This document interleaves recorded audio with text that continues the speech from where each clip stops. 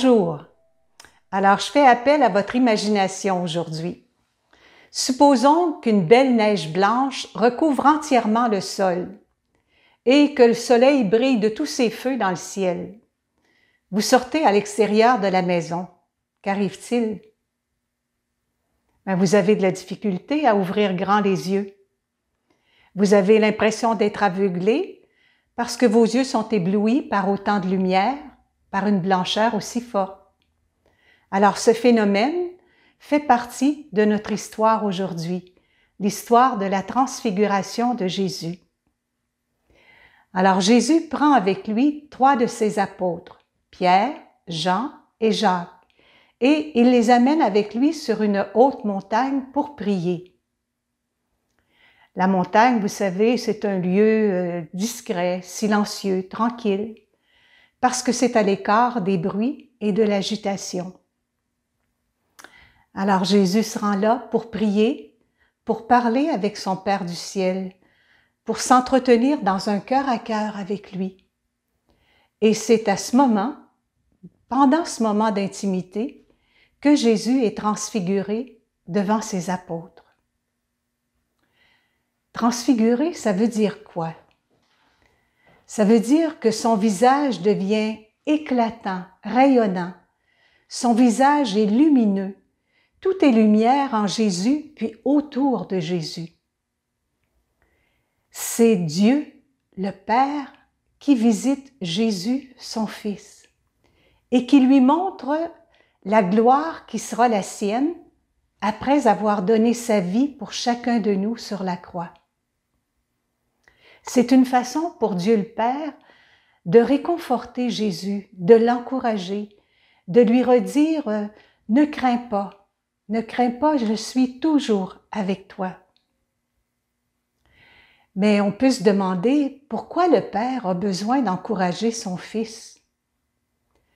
Parce que 6 jours avant cet événement, Jésus avait rassemblé ses apôtres et leur avait dit « Il faut que le Fils de l'homme souffre beaucoup, qu'il soit rejeté par les anciens, par les grands prêtres, par les scribes, qu'il soit mis à mort sur une croix, et que 3 jours après, il ressuscite. »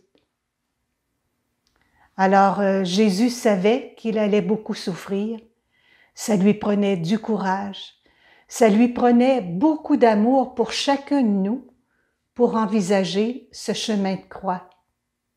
Et son Père est venu le fortifier. Et on peut dire en même temps que son Père est aussi venu fortifier les 3 apôtres qui étaient incapables de croire ou de penser qu'il fallait que Jésus souffre et meure. Mais ce n'est pas tout. Alors que Jésus est toujours transfiguré, voilà que les apôtres voient Moïse et Élie qui parlent avec Jésus. Moïse, c'est un très grand prophète de l'Ancien Testament qui a libéré son peuple de l'esclavage des Égyptiens. C'est lui aussi qui, sur la montagne du Sinaï, est allé chercher les tables de la loi ou les 10 commandements, les paroles de vie, pour établir une alliance entre Dieu et son peuple. Élie, c'est aussi un grand prophète, un homme de feu, zélé, ardent à défendre la loi de Dieu. Et lui aussi a rencontré Dieu sur la montagne du Sinaï. Et les 2 sont là pour réconforter Jésus. Les 3 apôtres sont tellement impressionnés par ce qu'ils voient qu'ils ne savent que dire ni que faire.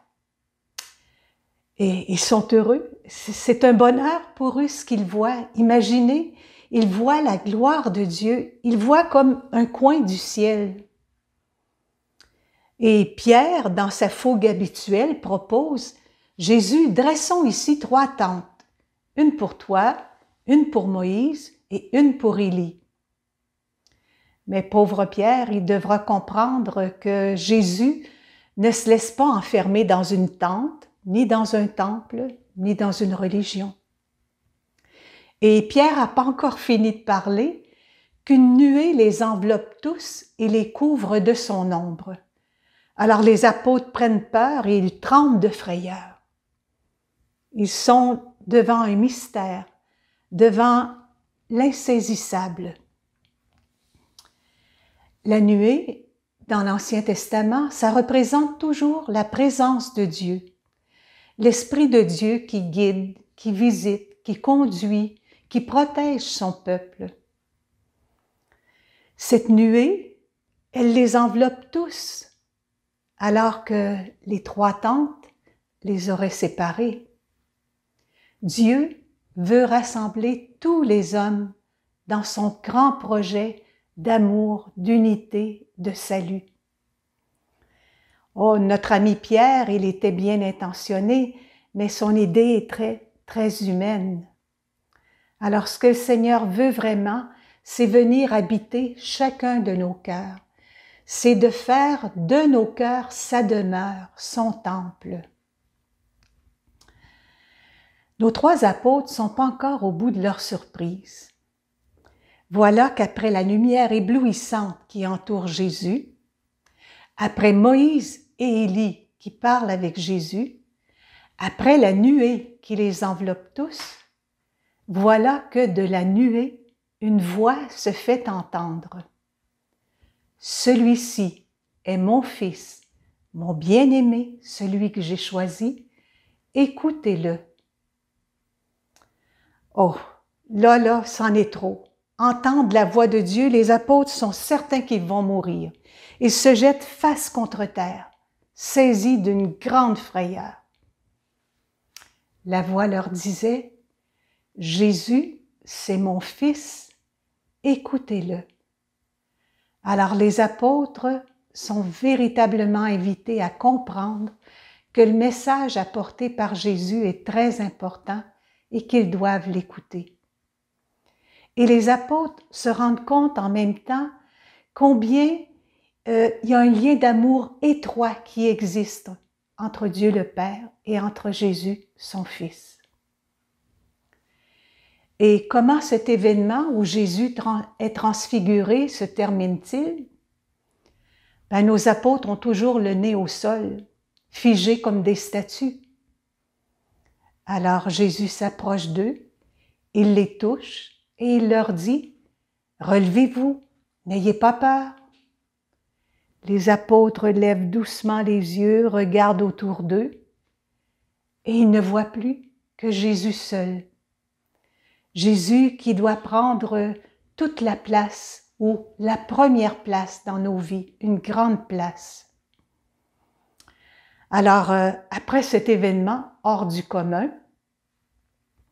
Jésus et ses apôtres redescendent de la montagne et Jésus leur recommande de ne parler à personne de ce qu'ils ont vu. Pourquoi ne parler à personne? Parce que les apôtres seraient incapables de trouver les mots et de communiquer ce qu'ils viennent de vivre. Ce n'est qu'après la résurrection de Jésus que l'Esprit Saint va révéler aux apôtres que la gloire de Dieu qu'ils ont vue, ce sera aussi leur gloire à eux et notre gloire à nous, à notre mort, après avoir suivi Jésus. L'Esprit Saint va aussi faire comprendre aux apôtres qu'il fallait que Jésus souffre et meure pour entrer dans sa gloire, pour sauver tous les hommes. Mais redescendre de la montagne pour les apôtres, oh que c'était pénible. Ils étaient si bien là-haut, hein, c'était merveilleux ce qu'ils vivaient. Mais nous sommes tous appelés à vivre sur la terre, avec des frères, avec des sœurs. Et ce qu'il y a de plus important, c'est d'essayer de transmettre aux autres le bonheur qui nous habite, la joie, l'amour, la paix. Il nous faut comprendre, comme les apôtres, que le bonheur, ça ne nous est pas servi sur une assiette, comme un repas, sans effort. Le bonheur, pour goûter au vrai bonheur, il faut se mettre à l'écoute de la parole de Dieu. Et il faut surtout accueillir le message que Jésus nous a apporté. On pourrait dire que Jésus est vraiment un bon guide pour nous permettre de goûter le bonheur. On peut se dire que Jésus est un bon guide pour nous apprendre à découvrir combien Dieu, son Père et notre Père nous aiment. Jésus aussi est un bon guide pour nous apprendre à vivre libre en fils et en filles d'un bon Papa bon Dieu qui se soucie de notre bonheur. Et qu'est-ce qu'on peut retenir de cet événement aujourd'hui, de la transfiguration de Jésus? Jésus, il s'est laissé transfigurer par son Père. Nous, est-ce qu'on peut se laisser transfigurer par Jésus? Bien sûr. Comment?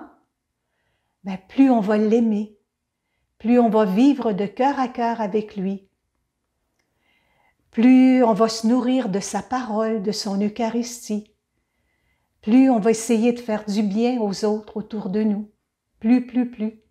Alors écrivez tous les moyens à votre portée pour justement vous laisser transfigurer par Jésus. Et un autre point, Jésus transfiguré, c'est beau, mais Jésus, il a été défiguré pendant sa passion. Alors si nous aimons Jésus, on ne peut pas rester insensible à sa beauté de transfigurer, mais à ses souffrances de crucifié. Alors réfléchissons à ce que nous faisons qui défigure le visage de Jésus. Et là aussi, prenons le temps d'écrire quelles sont nos attitudes, nos comportements qui blessent, qui écorchent le visage de Jésus, son cœur, son corps. Une grosse réflexion pour chacun de nous. Au plaisir, à la prochaine.